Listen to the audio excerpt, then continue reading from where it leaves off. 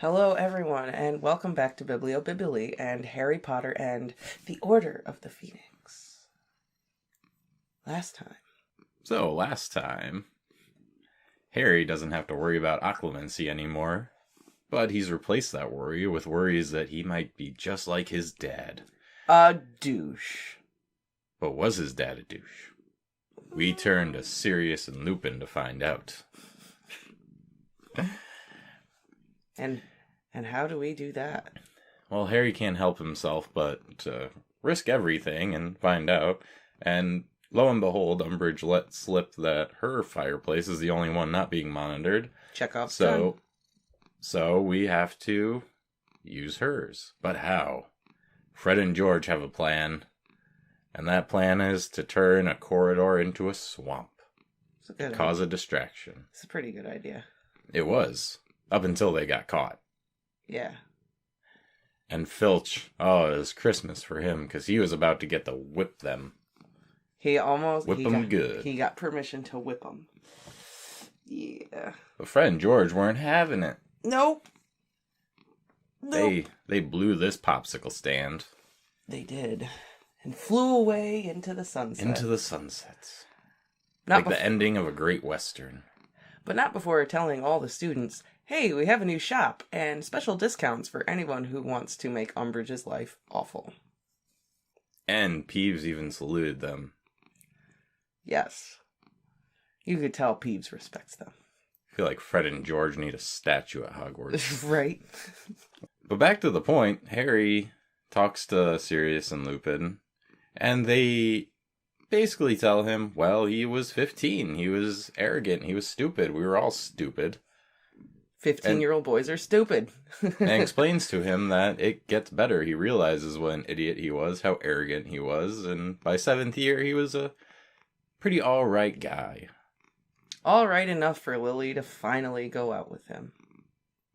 And get married and have a kid. And they were not too happy to find that Snape is no longer teaching Harry occlumency, and they don't care the reason why. They just know. Do it! Yeah. Harry needs to know.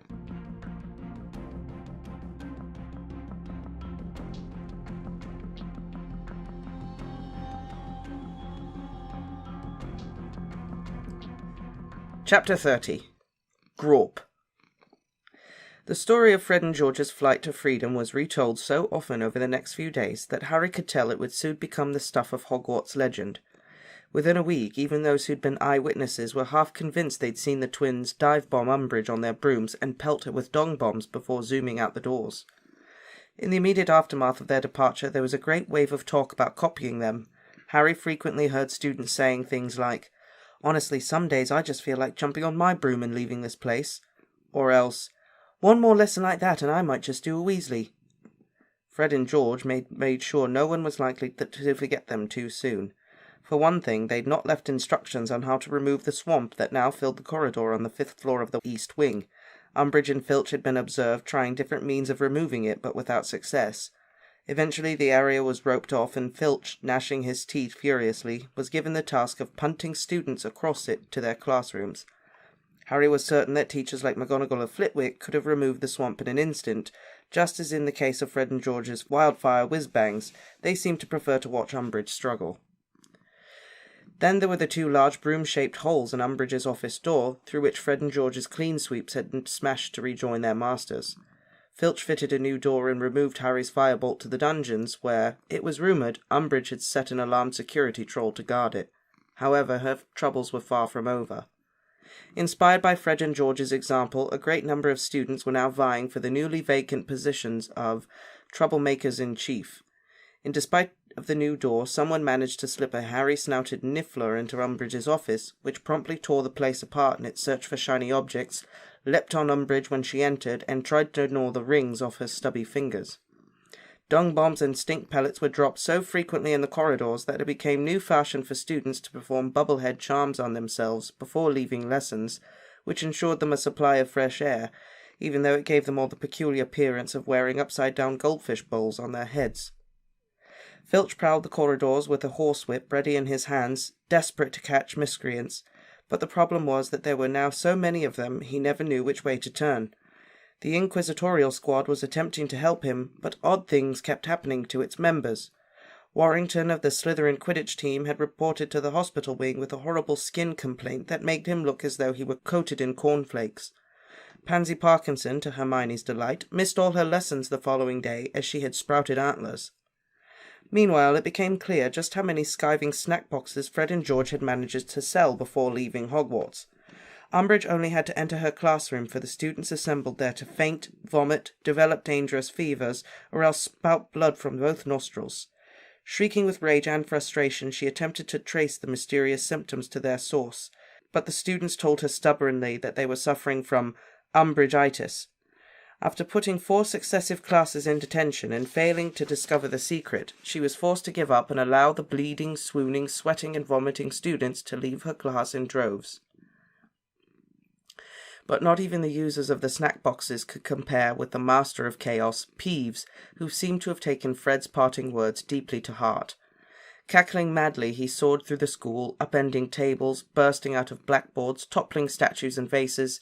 Twice he shot Mrs. Norris inside her suit of armour, from which she was rescued, yowling loudly, by the furious caretaker. Peeves smashed lanterns and snuffed out candles, juggled burning torches over the heads of screaming students, caused neatly stacked piles of parchment to topple into fires or out of windows, flooded the second floor when he pulled off all the taps in the bathroom, dropped a bag of tarantulas in the middle of the great hall during breakfast, and whenever he fancied a break, he spent hours at a time floating along after Umbridge and blowing loud raspberries every time she spoke. None of the staff but Filch seemed to be stirring themselves to help her. Indeed, a week after Fred and George's departure, Harry witnessed Professor McGonagall walking right past Peeves, who was determinedly loosing a crystal chandelier, and would have sworn he heard her tell the poltergeist out of the corner of her mouth, "It unscrews the other way." To cap matters, Montague had still not recovered from his sojourn in the toilet.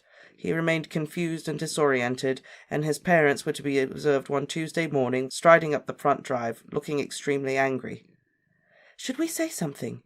said Hermione in a worried voice, pressing her cheek against the Charms window so that she could see Mr. and Mrs. Montague marching inside. "About what happened to him, in case it helps Madame Pomfrey cure him." "Course not. He'll recover," said Ron indifferently. "Anyway, more trouble for Umbridge, isn't it?" said Harry in a satisfied voice. He and Ron both tapped the teacups they were supposed to be charming with their wands. Harry sprouted 4 very short legs that could not reach the desk and wriggled pointlessly in mid-air. Ron's grew 4 very thin, spindly legs that hoisted the cup off the desk with great difficulty, trembled for a few seconds, then folded, causing the cup to break into 2.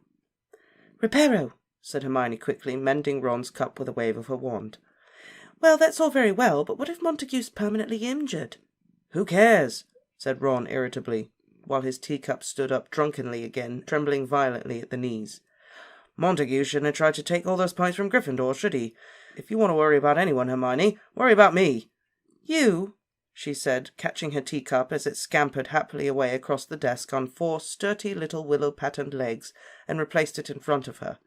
"Why should I be worried about you?" "When Mum's next letter finally gets through Umbridge's screening process," said Ron bitterly, now holding up his cup, while its frail legs tried feebly to support its weight, "I'm going to be in deep trouble. I wouldn't be surprised if she sent another howler." "But—" "It'll be my fault Fred and George left, you wait," said Ron darkly. "She'll say I should have stopped 'em leaving. I should have grabbed the ends of their brooms and hung on or something. Yeah, it'll be all my fault." "Well, if she does say that, it'll be very unfair. You couldn't have done anything. But I'm sure she won't. I mean, if it's really true they've got premises in Diagon Alley, they must have been planning this for ages." "Yeah, but that's another thing. How'd they get the premises?" said Ron, hitting his teacup so hard with its wand that its legs collapsed again and it lay twitching before him. "It's a bit dodgy, isn't it?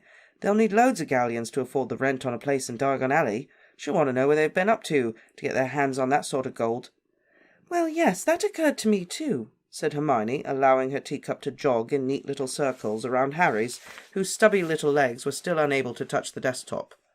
"I've been wondering whether Mundungus has persuaded them to sell stolen goods or something." "He hasn't," said Harry curtly. "How do you know?" said Ron and Hermione together. "Because—" Harry hesitated, but the moment to confess finally seemed to have come.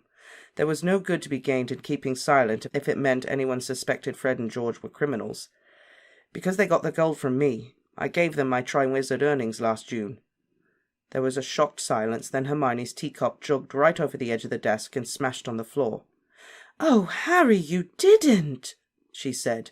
"Yes, I did," said Harry mutinously, "and I don't regret it either. I didn't need the gold, and they'll be great at running a joke shop." "Oh, but this is excellent," said Ron, looking thrilled. "It's all your fault, Harry. Mum can't blame me at all. Can I tell her?" "Yeah, I suppose you better," said Ron dully, "especially if she thinks they're receiving stolen cauldrons or something." Hermione said nothing at all for the rest of the lesson, but Harry had a shrewd suspicion that her self-restraint was bound to crack before long. Sure enough, once they'd left the castle for break and were standing around in the weak May sunshine, she fixed Harry with a beady eye and opened her mouth with a determined air. Harry interrupted her before she'd even started. "It's no good nagging me," he said firmly. "It's done. Fred and George have got the gold, spent a good bit of it too, by the sounds of it, and I can't get it back from them, and I don't want to, so save your breath, Hermione." "I wasn't going to say anything about Fred and George," she said in an injured voice. Ron snorted disbelievingly, and Hermione threw him a very dark look. "No, I wasn't," she said angrily. "As a matter of fact, I was going to ask Harry when he's going back to Snape and ask for more occlumency lessons." Harry's heart sank.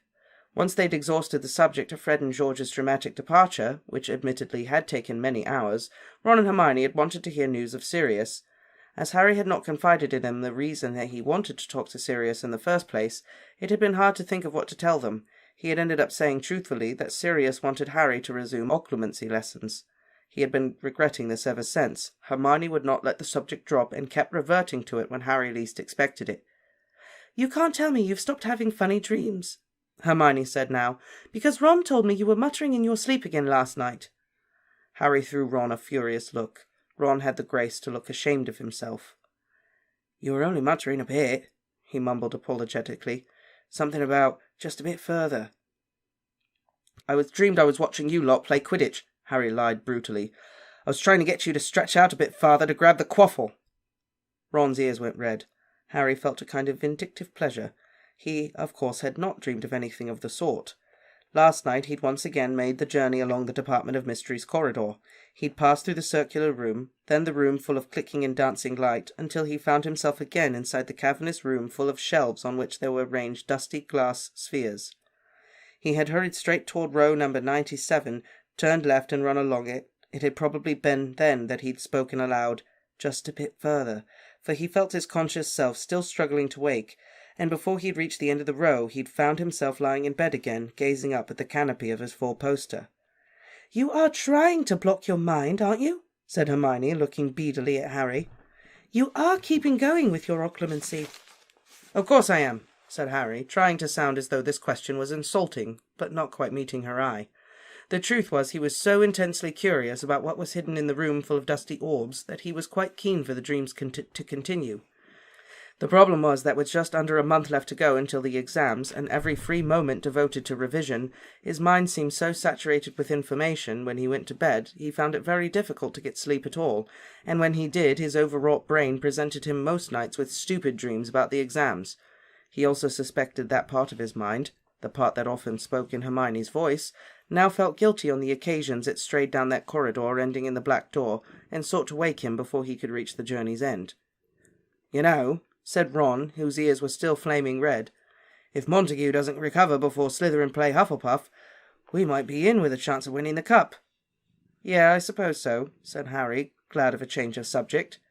"I mean, we've won one, lost one, if Slytherin lose to Hufflepuff next Saturday." Yeah, that's right, said Harry, losing track of what he was agreeing to. Cho Chang had just walked across the courtyard, determinedly not looking at him. The final match of the Quidditch season, Gryffindor versus Ravenclaw, was to take place on the last weekend of May. Although Slytherin had been narrowly defeated by Hufflepuff in their last match, Gryffindor were not daring to hope for victory, due mainly, though of course no one said it to him, to Ron's abysmal goal-keeping record. He, however, seemed to have found a new optimism. "I mean, I can't get any worse, can I?" he told Harry and Hermione grimly over breakfast on the morning of the match. "Nothing to lose now, is there?" "You know," said Hermione, as she and Harry walked down the pitch a little later in the midst of a very excitable crowd, I think Ron might do better without Fred and George around. They never exactly gave him a lot of confidence. Luna Lovegood overtook them with what appeared to be a live eagle perched on the top of her head. "Oh, gosh, I forgot," said Hermione, watching the eagle flapping its wings as Luna walked serenely past a group of cackling and pointing Slytherins. "Cho will be playing, won't she?" Harry, who had not forgotten this, merely grunted. They found seats in the second topmost row of the stands. It was a fine, clear day. Ron could not wish for better, and Harry found himself hoping against hope that Ron would not give the Slytherins cause for more rousing choruses of "Weasley is our king." Lee Jordan, who'd been very dispirited since Fred and George had left, was commentating as usual. As the team zoomed out on the pitch, he named the players with something much less than his usual gusto. "Bradley, Davies, Chang," he said, and Harry felt his stomach perform less of a backflip and more of a feeble lurch as Cho walked out onto the pitch, her shiny black hair rippling in the slight breeze. He was not sure what he wanted to happen any more, except that he could not stand any more rows. Even the sight of her chatting animatedly to Roger Davies as they prepared to mount their brooms caused him only a slight twinge of jealousy. "And they're off," said Lee. "And Davies takes the quaffle immediately. Ravenclaw Captain Davies with the quaffle. He dodges Johnson, he dodges Bell, he dodges Spinnet as well. He's going straight for the goal. He's going to shoot, and... Lee swore very loudly. "And he's scored." Harry and Hermione groaned with the rest of the Gryffindors. Predictably, horribly, the Slytherins on the other side of the stands began to sing. "Weasley cannot save a thing, he cannot block a single ring." "Harry," said a hoarse voice in Harry's ear. "Hermione." Hagrid looked round and saw Hagrid's enormous bearded face sticking in between the seats. Apparently he'd squeezed his way all along the row behind from the first and second years.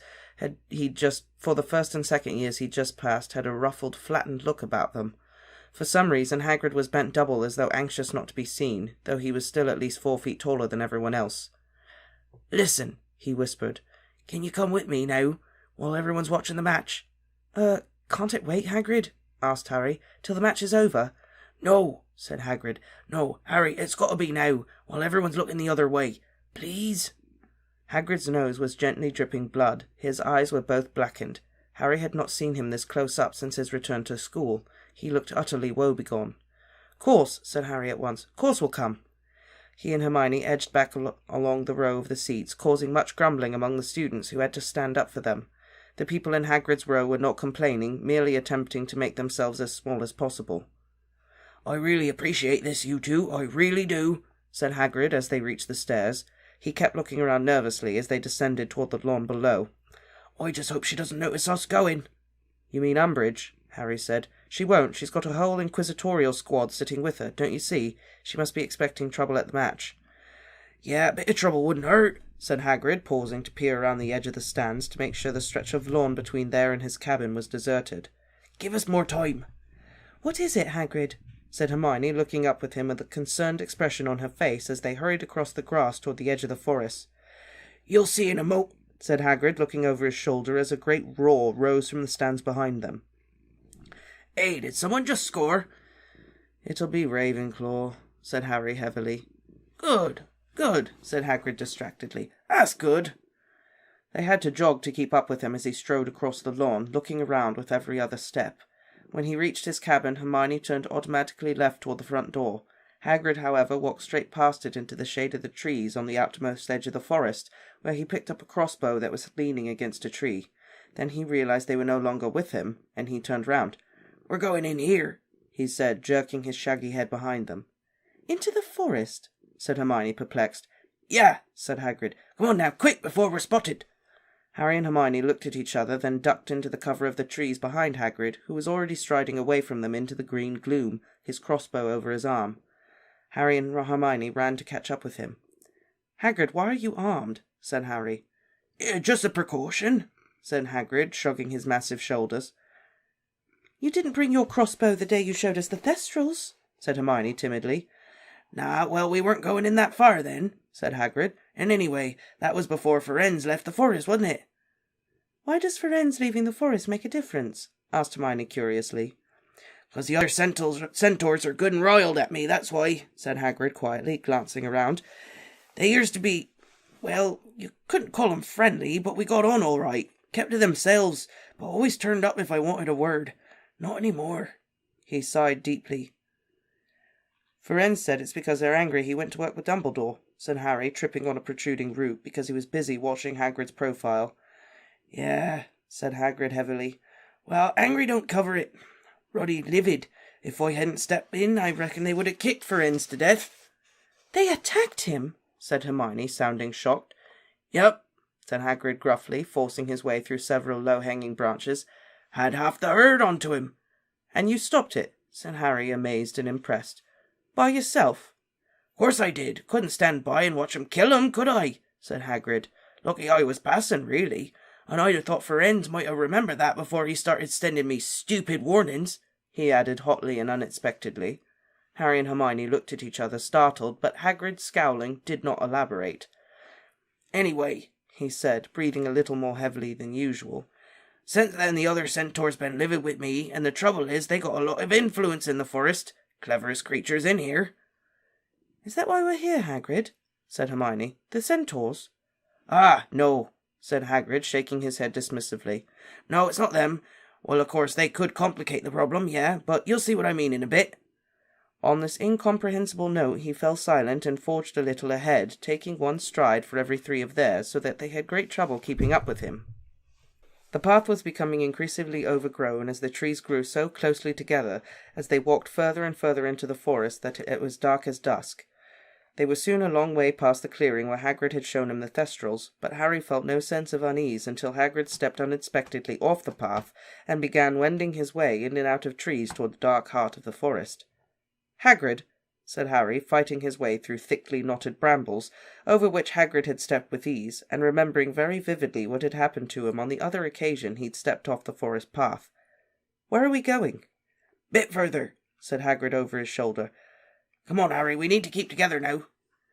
It was a great struggle to keep up with Hagrid, what with branches and thickets of thorn, through which Hagrid marched as easily as if they were cobwebs, but which snagged Harry and Hermione's robes, frequently tangling them so severely that they had to stop for minutes at a time to free themselves.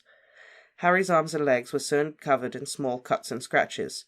They were so deep in the forest now that sometimes all Harry could see of Hagrid in the gloom was a massive dark shape ahead of him. Any sound seemed threatening in the muffled silence.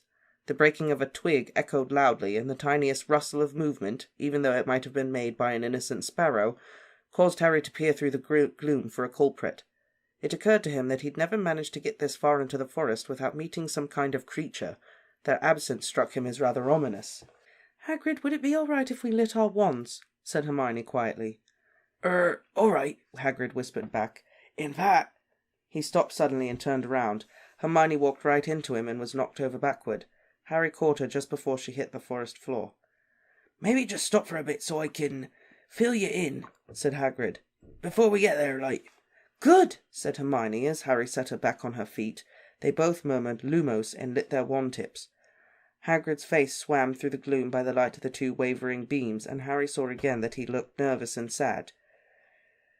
"Wait, right," said Hagrid. "Well, see, the thing is—" He took a deep breath. "Well, there's a good chance that I'm going to be getting the sack any day now," he said. Harry and Hermione looked at each other, then back at him. "But you've lasted this long," Hermione said tentatively. "What makes you think—" "Umbridge reckons it was me that put the niffler in her office." "And was it?" said Harry before he could stop himself. "No, it really wasn't," said Hagrid indignantly. "Only anything to do with magical creatures, and she thinks it's got something to do with me. You know she's been looking for a chance to get rid of me ever since I got back. I don't want to go, of course, but if it weren't for, well, the special circumstances I'm about to explain to you, I'd leave right now before she got the chance to do it in front of the whole school like she did with Trelawney." Harry and Hermione both made noises of protest, but Hagrid overrode them with a wave of one of his enormous hands. "It's not the end of the world. I'd be able to help Dumbledore once I'm out of here. I could be useful to the Order, and you lot'll have Grubbly Plank. Yeah, you'll get through your exams just fine."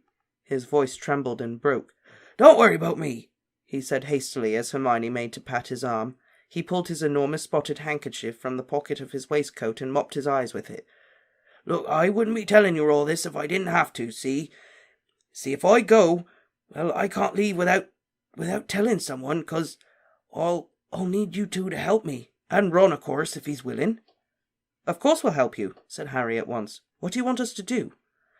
Hagrid gave a great sniff and patted Harry wordlessly on the shoulder with such force Harry was knocked sideways into a tree. "I knew you'd say yes," said Hagrid into his handkerchief. "But I won't never forget. Well, come on, just a little further through here. Watch yourselves now, there's nettles." They walked on in silence for another 15 minutes. Harry opened his mouth to ask how much further they had to go when Hagrid threw out his right arm that they should stop. "Really easy," he said softly. "Very quiet now."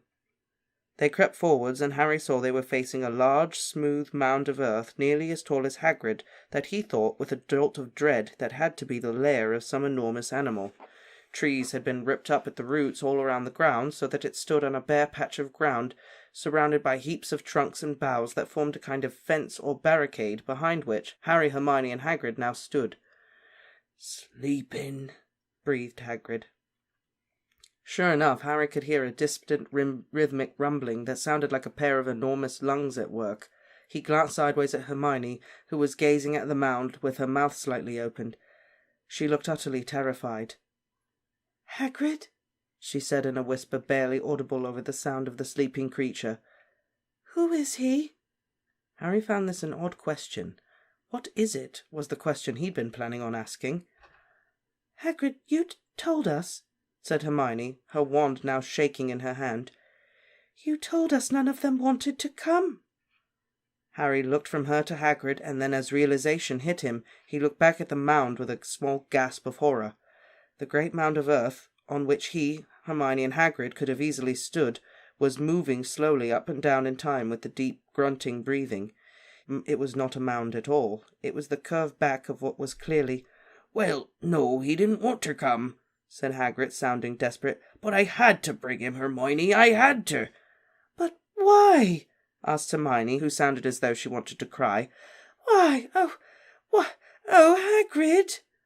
"I knew if I just got him back," said Hagrid, sounding close to tears himself, and taught him a few manners, I'd be able to take him outside and show everyone he's harmless." "Harmless?" said Hermione shrilly, and Hagrid made frantic hushing noises with his hands as the enormous creature before them grunted loudly and shifted in its sleep. "He's been hurting you this whole time, hasn't he? That's why you've got all these injuries." "He don't know his own strength," said Hagrid earnestly, "and he's getting better. He's not fighting so much any more."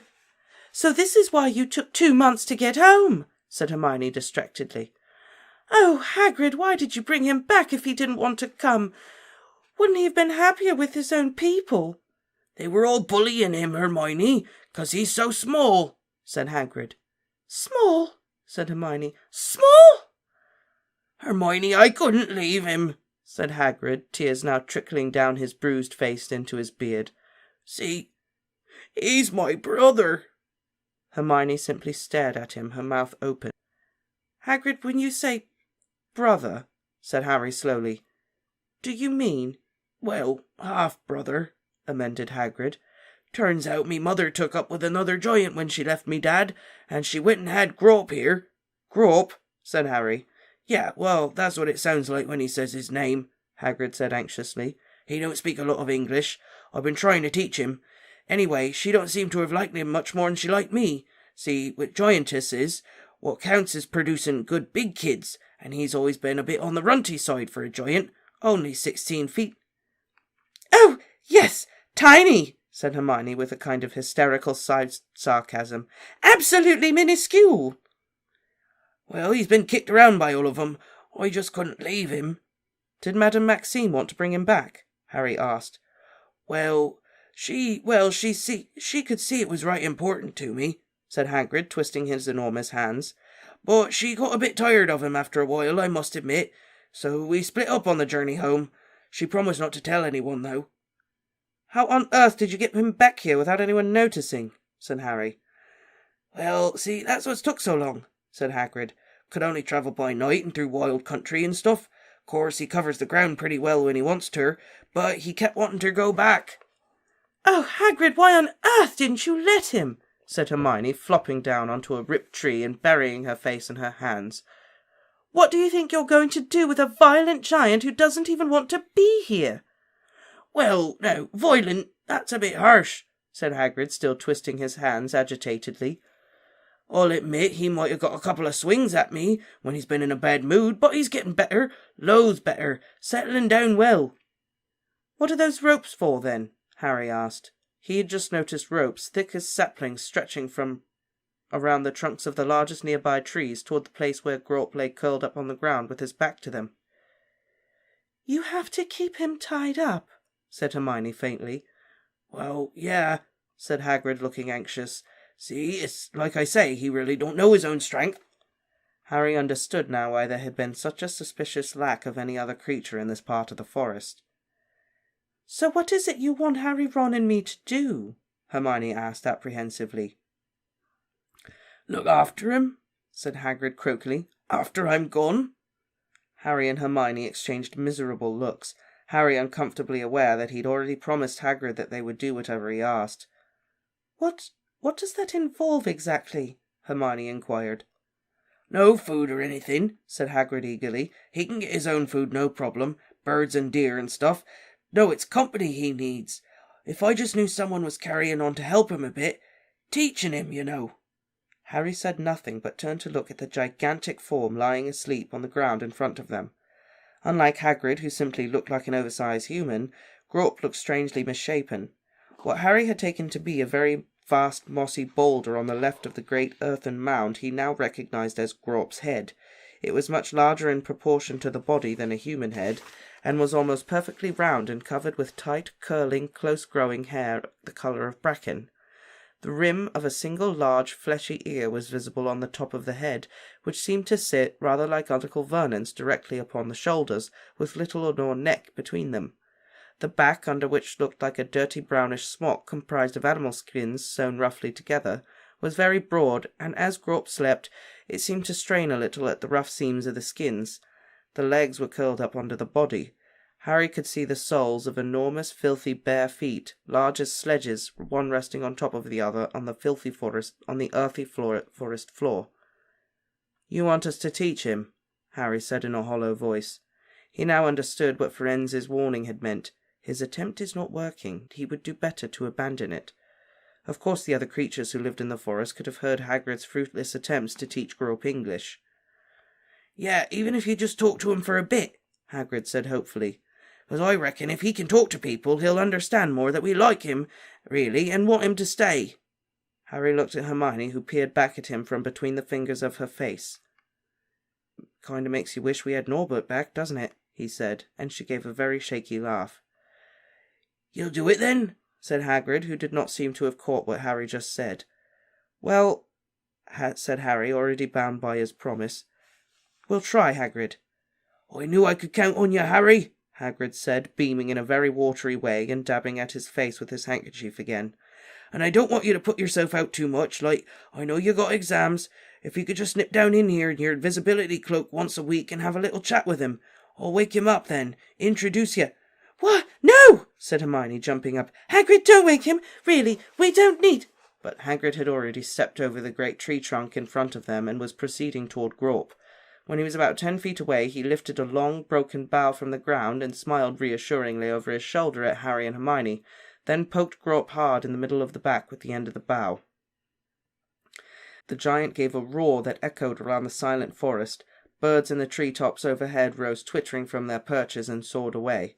In front of Harry and Hermione, meanwhile, the gigantic Grawp was rising from the ground, which shuddered as he placed an enormous hand upon it to push himself onto his knees. He turned his head to see who and what had disturbed him. All right, Grawpy, said Hagrid in a would-be cheery voice, backing away with the long bough raised, ready to poke Grawp again. Had a nice sleep, eh? Harry and Hermione retreated as far as they could, while still keeping the giant within their sights. Grawp knelt between two trees he had not yet uprooted.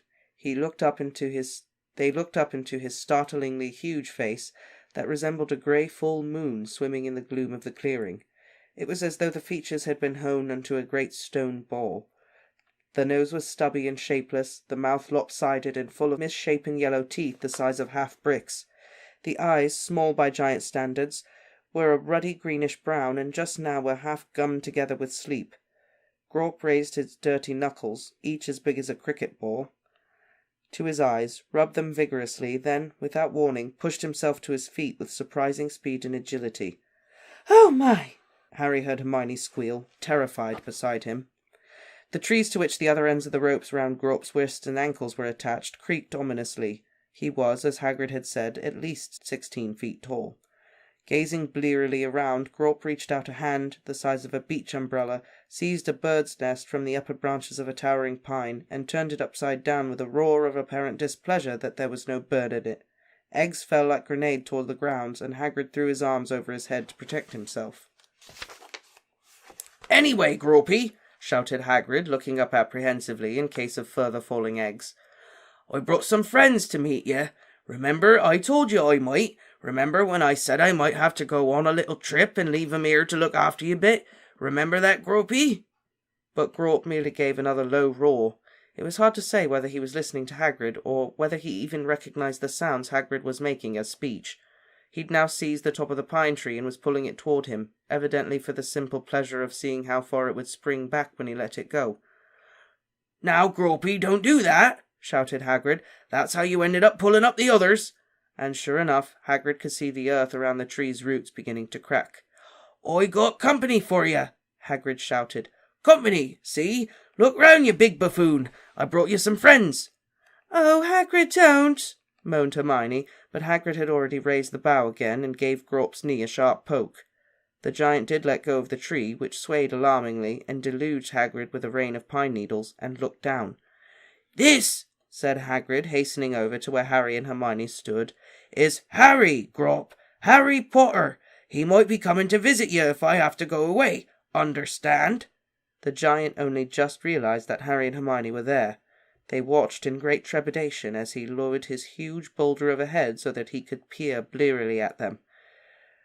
"And this is Hermione, see? Hagrid hesitated. Turning to Hermione, he said, "Would you mind if he called you Hermione? Only it's a difficult name for him to remember." "No, not at all," squeaked Hermione. "This is Hermy, Grawp, and she's going to be coming and all. Isn't this nice, eh? 2 friends for you. Grawpy, no!" Grawp's hand had shot out of nowhere toward Hermione. Harry seized her and pulled her backward behind the tree so that Grawp's fist scraped the trunk but closed on thin air. "Bad boy, Grawpy!" they heard Hagrid yelling, as Hermione clung to Harry behind the tree, shaking and whimpering. "Very bad boy! You don't grab out!" Harry poked his head from around the trunk and saw Hagrid lying on his back, his hand over his nose.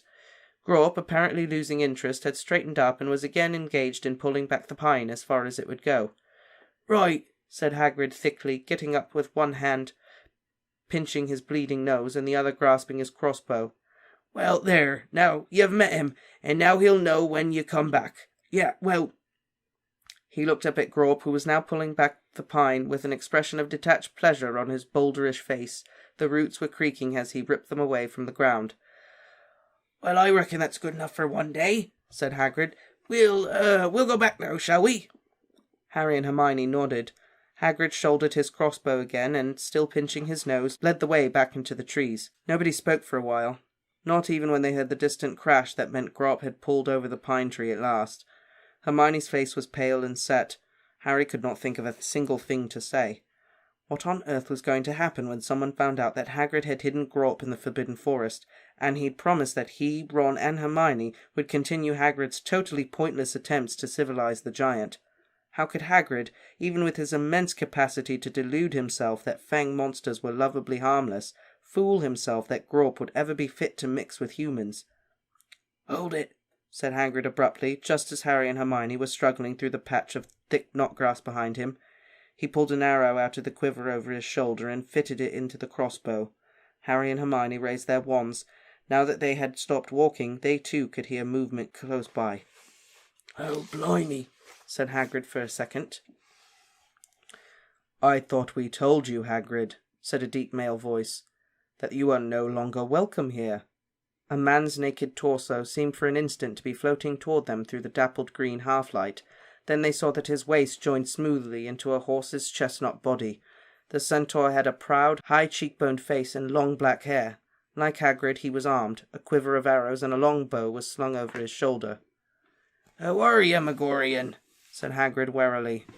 The trees behind the centaur rustled, and 4 or 5 more centaurs emerged behind him. Harry recognised the black-bodied and bearded Bane, whom he'd met nearly 4 years ago, on the same night he met Firenze. Bane gave no sign that he'd ever seen Harry before. "So," he said with a nasty inflection in his voice before turning immediately to Magorian, "I think we agreed what we would do if this human ever showed his face in the forest again." "This human now, am I?" said Hagrid testily. "Just for stopping all you for committing murder." "You ought not have meddled, Hagrid," said Magorian. "Our ways are not yours, nor are our laws. Firenze has betrayed and dishonoured us." "I don't know how you work that out," said Hagrid impatiently.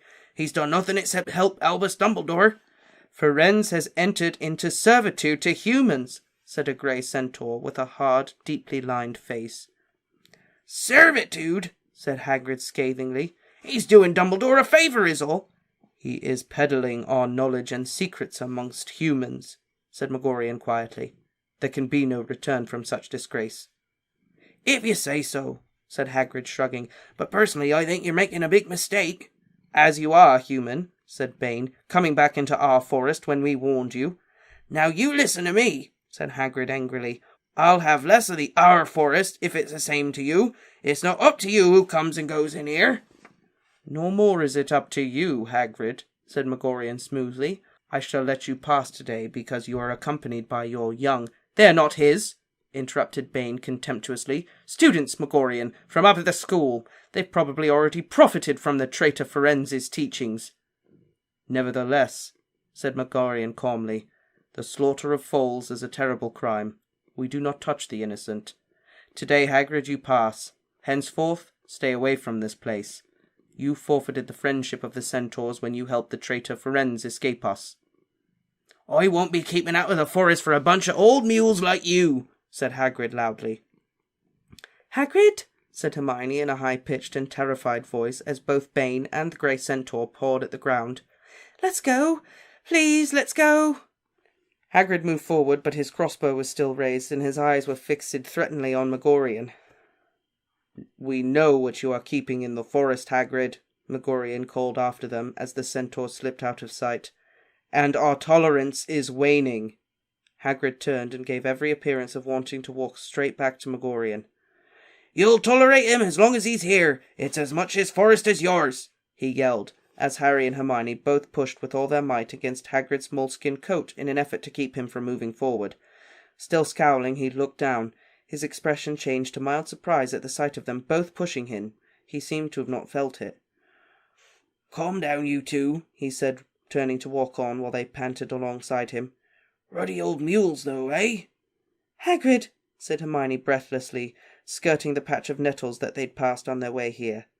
If the centaurs don't want humans in the forest, it really doesn't look as though Harry and I'll be able to—" "Ah, you heard what they said," said Hagrid dismissively.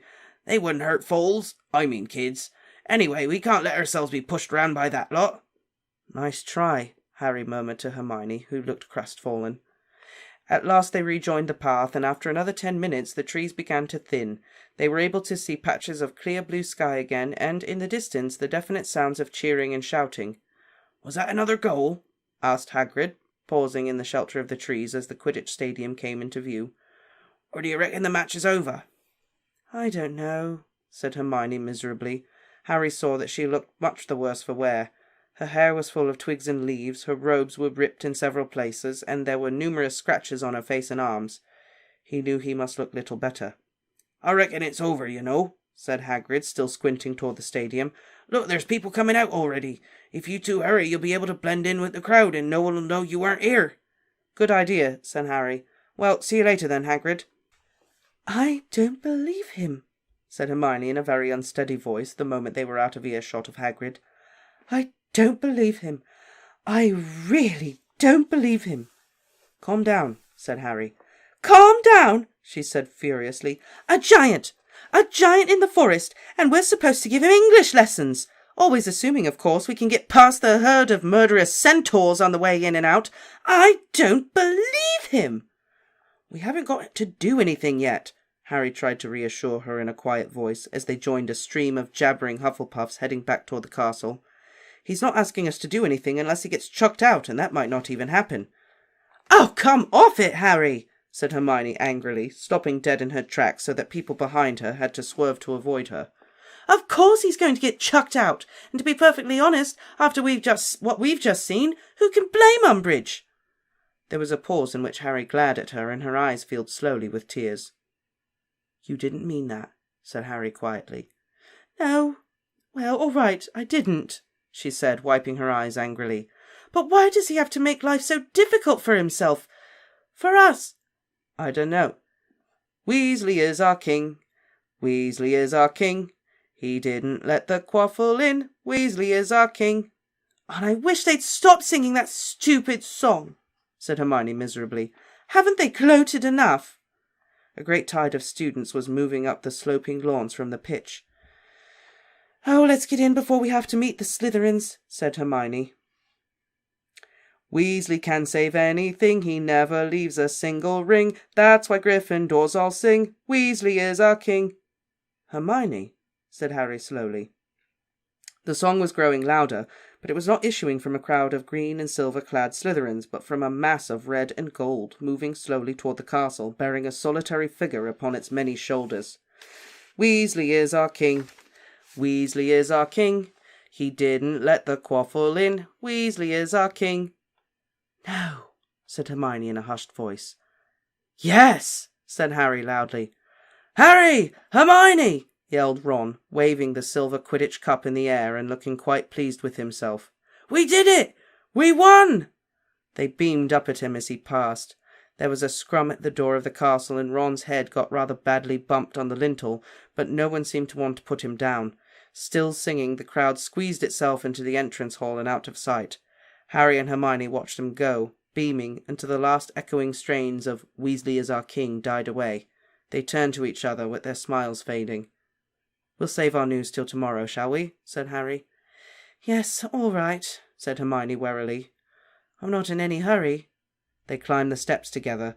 At the front doors both instinctively looked back at the Forbidden Forest. Harry was not sure whether or not it was his imagination, but he rather thought he saw a small cloud of birds erupting into the air over the tree-tops in the distance, almost as though the tree in which they'd been nesting had just been pulled up by the roots. Go, Ron. That makes me happy. Me too. How did you say you didn't like this chapter? I hate Grawp. That's why. The whole Grawp, like, I am so on Hermione's side about this Grawp thing. That was great. First you start out with all the students just taking up Fred and George's mantle of... Yeah. I did like that bit. Peeves. I know, too. Peeves, I love that. And McGonagall. It unscrews the other way, Peeves. Like... I know McGonagall and Flitwick just turning a blind eye to everything. "Oh my, Dolores, that's quite a pickle you've got there. May. Oh, that swamp is disgusting.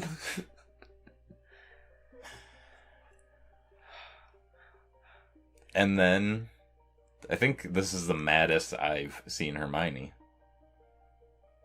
Yeah, yeah. Like, she really doesn't like Grawp.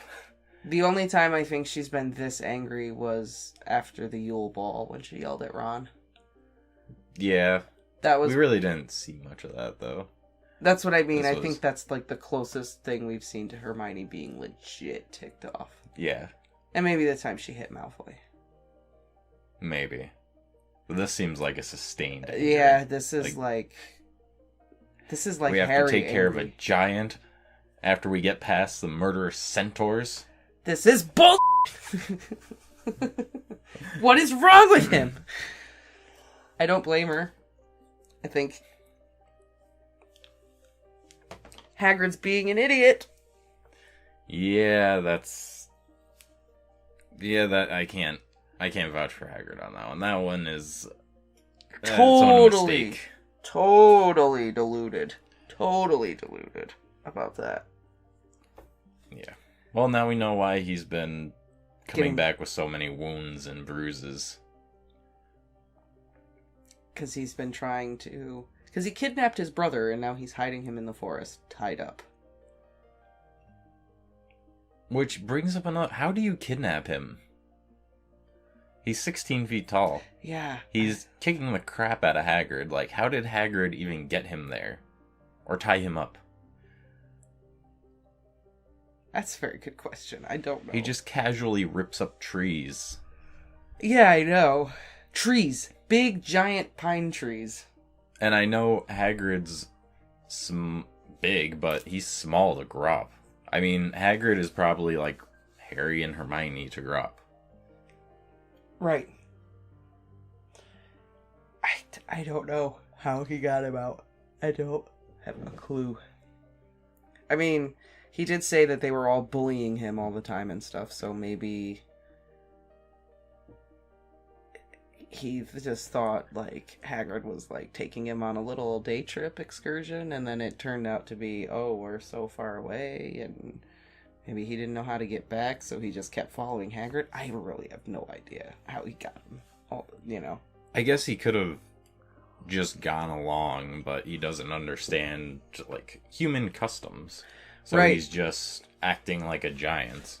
And you know, just he wanted to him. come, but he just doesn't know how to behave, basically.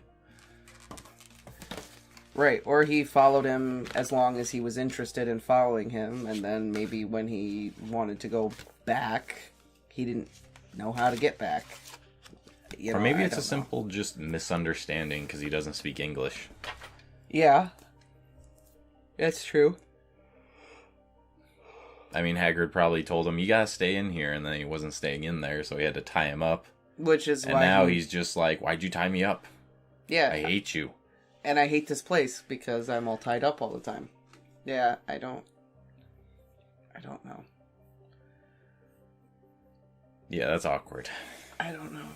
I'm just, like, Hermione, I'm just, like, if it were me, I'd be like, are you kidding me? Are you kidding me right now? Excuse me? They wish Norbert was back. Also, like, it's pretty irresponsible of Hagrid. He's putting Harry and Hermione in some serious danger by asking them to do that. Yes. You know, he's, to quote you about Snape, he's the adult. He should know better. Well, yeah. Yeah, well, he should know better. They're children. But he's doing this because he cares too much about all the animals. And his brother. He doesn't care enough about all the other animals because all the other animals are like, dude, we don't want him here. Get rid of him. You're creating havoc for everybody else that lives here. Yes, but I get that it's his brother and he's got this, like, it's my brother. Well, I wouldn't. You know, I mean, I agree with the Dursleys Hermione. are Harry's family, but that doesn't mean he, like, forces interaction upon them. Yeah. I agree with Hermione. I don't think it's fair to compare Hagrid to Snape, though.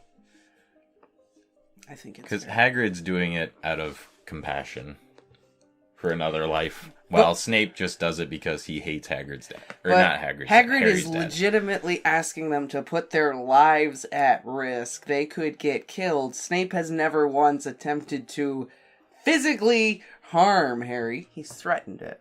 He's threatened to poison him, but you know he wouldn't really do it. Do you? Yes, I do. Do you know that? Yes, I know that. I know that. If Dumbledore wasn't kind of hovering over Snape, you don't think Snape would do something? No, I don't think Snape would do it. I don't know. I know Snape wouldn't do it. But he would definitely turn a blind eye if someone else hurt him, though. Huh? He would definitely turn a blind eye if someone else hurt him, Well, like Malfoy or something. Yeah, but that's school bullying hijinks. That's not go into the forest where creatures could mutilate, eat, poison, kill, mash you to bit. You know, Aragog's still in there somewhere, and all the spiders. Where are they? I don't know. They could show up at any point. The centaurs obviously won't hurt them because they're children. Mm-hmm. But I'm pretty sure if they see them again, they'll be a little irritated. Never mind what else is in the forest. Because Hagrid's disregard for their personal safety could get them killed, whereas Snape's regard for the rules and whatever else potentially keeps them safe. Maybe not comfortable, maybe not happy, but not in danger either. But Hagrid doesn't think of it as danger. He doesn't think he's endangering them. Which is a problem! I agree. I 100% so that's an issue. Agree. Because he thinks they can handle what he can, but he's like 6 times the size of them. He can take a little bit more abuse before things start breaking. I just... Hagrid, what are you doing? Ugh. I think Grawp saw Hermione as a little snack. I think Grawp genuinely liked Hermione. I think he just... I don't know if he saw her as a snack. He was looking for the birds to eat, and then he just saw Hermione like, mmm. Yeah, but he went for Hermione and not Harry. They were both, like, right next to each other. I don't know. Maybe it's a King Kong situation. I think it's a little bit of a King Kong situation. I think he saw It Hermione... was beauty that killed the beast. I think he thought she was, like... Cute. Yeah. Oh. Not cute, like, ooh, you're cute. But like, oh, look at you, you're cute, I'm gonna get you. Watch Ron get jealous of Grawp now. Oh, for heaven's sake, he's a giant, Ron. Yeah, I know.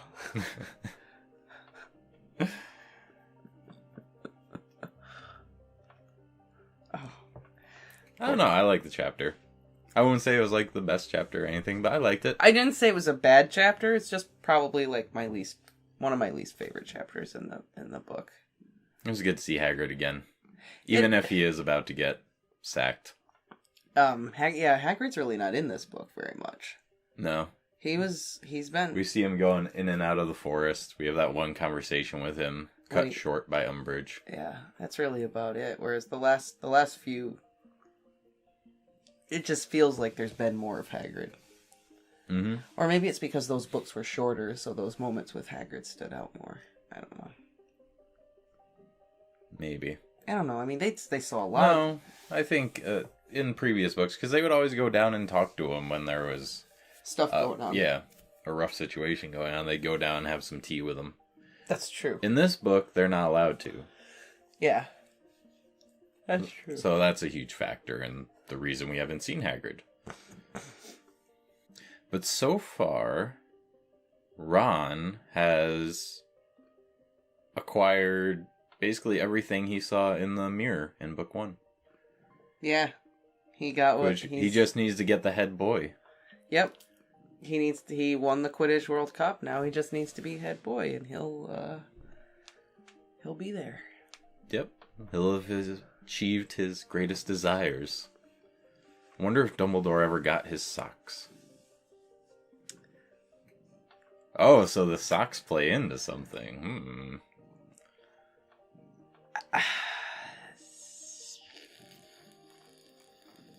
How do I want to say this? The first book was not the last time you will hear about the Mirror of Erised. That's what I will say. Oh, I assumed. So, if Ron gets everything he wants out of the mirror, does Harry get his family?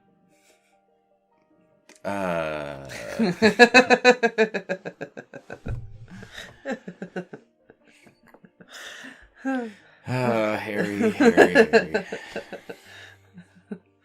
Poor Harry. I think she really captures very well that longing for your parents. Like, he knows they're dead, but I still don't. It's hard to describe. Like, he knows that they're dead, but he still thinks about them in a... I don't know how I want to say what I want to say. What could have been. Yeah. Well, yeah, look at his life now. He was abused for 12 years, 11 years. Well, kind of still being abused, but, abused. Not 24/7 anymore. Just 2 months out of the year now instead of, 12. Well, it's almost back to 12 with Umbridge running the school. Yeah. This has not been a very good year for Harry. And then everything that happened with the Pensieve, with Snape, and now Umbridge and Hagrid and the whole wizarding world thinking he's a wacko. Well, not so much anymore. No, not so much anymore. But for a hot minute, yes. I think it's great to just how they show Fudge and Umbridge are fearing that Dumbledore's creating an army. And by them trying to stop the army, they've actually created it. Yes. Funny how that works, isn't it? Yep. It's like that quote I told you. If you make peaceful protest impossible, you make violent revolution inevitable. Yes. And they're starting the revolution. Viva la revolution!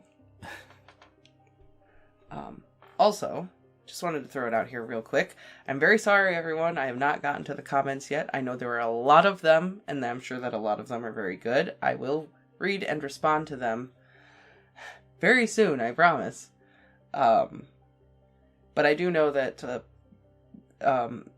Katie and I think a couple of other people mentioned the pensieve and the question you had about the pensieve. Mm-hmm. And Katie and her soon-to-be husband both agree with me about the pensieve. That it's magic and you just need to leave it alone. And you too literal. It's just magic. Can't. Jesus, how are we going to get through the last two books? It's time travel. No, it's not. It's memories. It's magic. It's magic memories. We're not doing this right now. We're not doing this. Not again. Magic memories, that's the end of it. I'm going to tell you the next title chapter so we don't get into this pensieve argument again. And like I said, there is more information about the pensieve that you will get in the next book. So maybe that will help you better understand the pensieve. Okay. The next chapter is called OWLs. Oh, Hermione's gonna be excited. Ron's gonna be very nervous. Test time. Test time. So, everyone, do not forget to like, comment, and subscribe. I promise I will answer the comments very soon. And please join us next time for Chapter 31, OWLs.